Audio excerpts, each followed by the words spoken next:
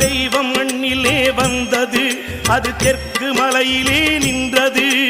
பாமர வேடம் கொண்டது, என் பக்தி வலையிலே விழுந்தது.